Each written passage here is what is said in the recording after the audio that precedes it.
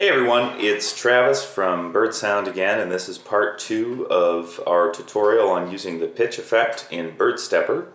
And in this part of the tutorial I'm going to show you how to use the pitch effect to create arpeggios and also harmonies.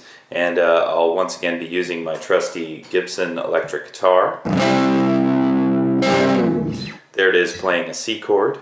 So I'm going to assume you already saw the first part of the tutorial, and I'll skip a lot of the basic functions. One thing I do want to show you before we get going is my clock settings. So by default, birdStepper uses a 2-measure pattern, and I've now got that set to a 1-measure pattern.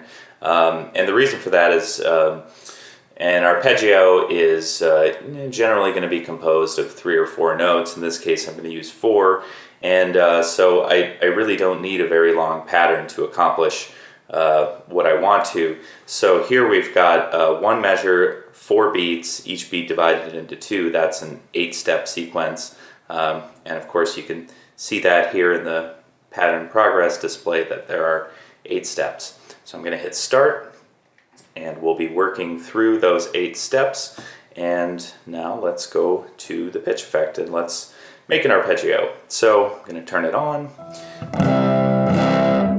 There it is, without any transposition or change in parameters. I am going to turn up the pitch mix a bit because I'm going to want to hear only the process sound and not any of the dry signal.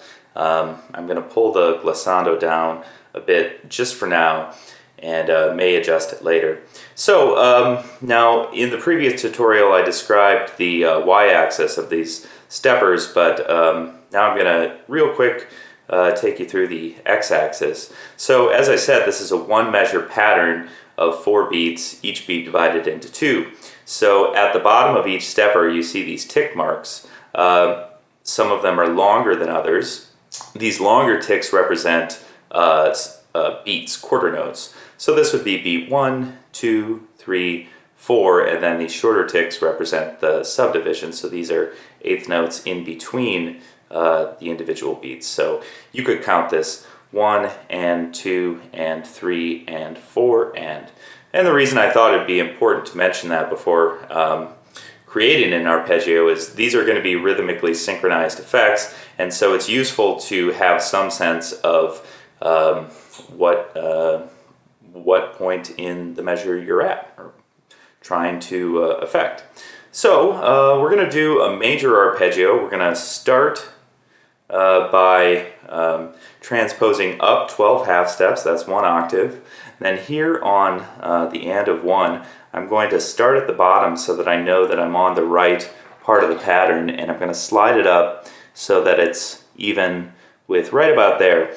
That's 7 half steps, which is a 5th. And that's going to be the 2nd note of our arpeggio.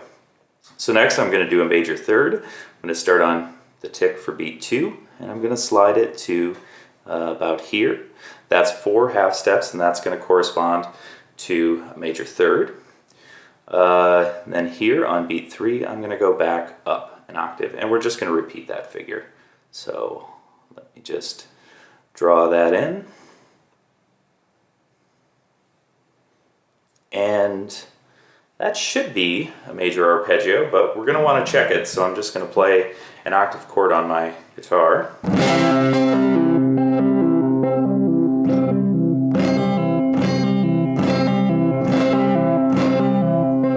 And as you can hear, we're getting our major arpeggio. So that's good, but you're probably noticing that the original signal is still in there.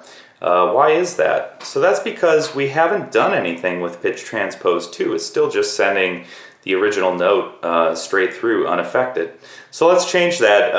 But this time I want to do a major arpeggio 1 octave lower than what we have up here. So we're just going to repeat this same group of settings between -12, 1 octave down, and 0, which is no transposition. So let's do that. So I'm lining that up with -5, that's a 5th below the root note, and -8, which is a major third below the root note. And this one I take all the way down to -12. That's 1 octave down. And then I just repeat it.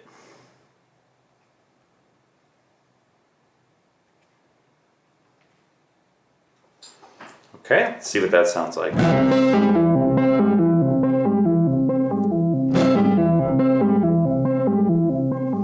Now you can probably hear that there's some dissonance in there, and that's because I don't think I aligned that quite where I wanted it, at -5.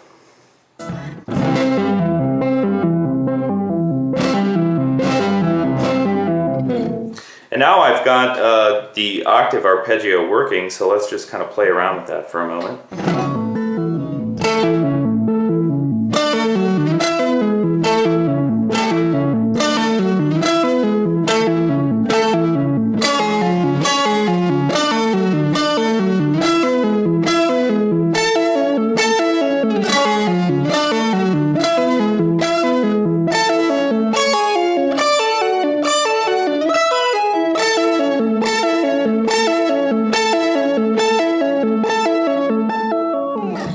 And at this point, we can play around with the glissando a little bit more now that we've got our notes figured out. So we'll push it up, and that'll give us a little more glide between these notes.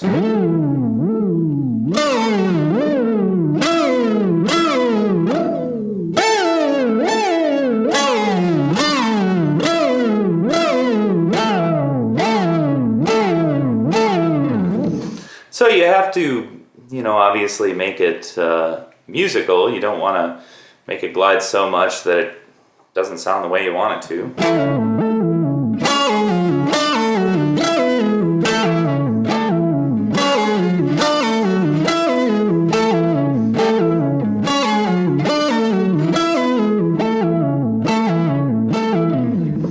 Cool. So one last thing with the arpeggios, and then we're going to move on to harmonies, and that is that you can change these arpeggios to any configuration you want. I just chose major because it's kind of the, I guess, the most recognizable, and it's pretty easy to set up.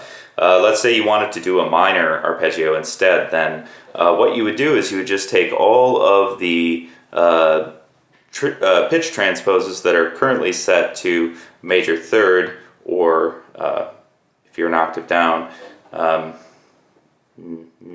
-8, and just pull them down by a half step. And that's going to give you a minor third.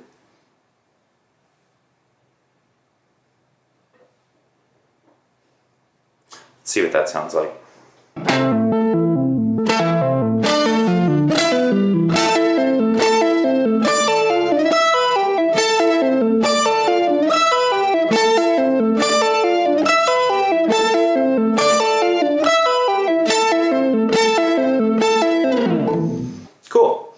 So, that is how you do an arpeggio.